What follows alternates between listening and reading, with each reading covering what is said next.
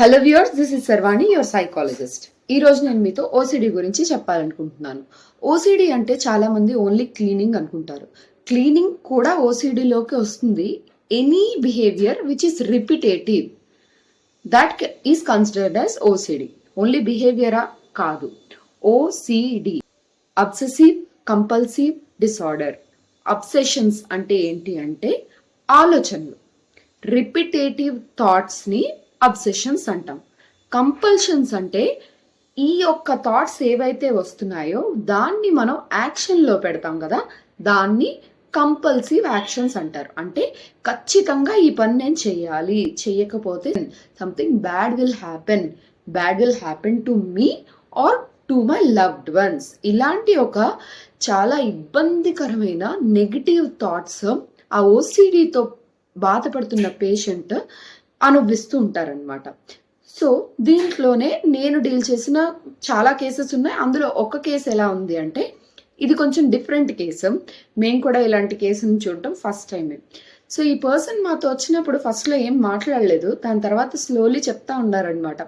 ఇప్పుడు మీరు గ్రీన్ శారీ కట్టుకున్నారు కదా, మీరు నాకు పాజిటివ్ సైన్ని సెండ్ చేస్తున్నారు. ఇప్పుడు మీరు పొరపాటున ఇక్కడ రెడ్ శారీ కట్టుకొని కూర్చుంటే దేర్ ఇస్ సంథింగ్ నెగిటివ్. నేను ఆ విషయాన్ని మీతో చెప్పేయాలి, లేకపోతే వెరీ బ్యాడ్ మే హ్యాపెన్. ఇదొకటే కాదు, this person is also suffering with some other problem. Like ఇంటి నుంచి బయటికి వెళ్ళేటప్పుడు సడన్లీ ఒక ఆటో ఎదురొచ్చింది.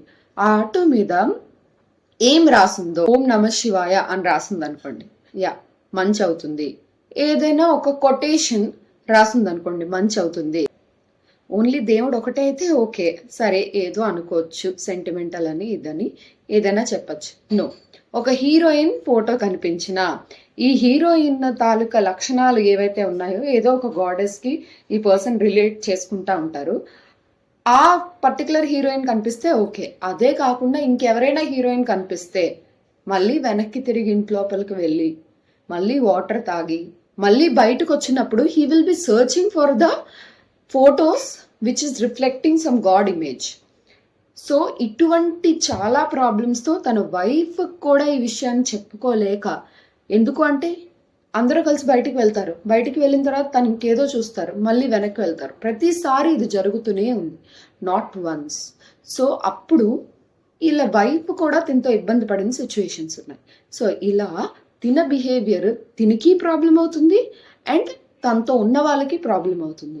సో ఇటువంటి సిచ్యువేషన్స్ని మనం హ్యాండిల్ చేయడం అవసరం. ఓసిడికి సైకలాజికల్ థెరపీస్ చాలా బాగా వర్కౌట్ అవుతాయి.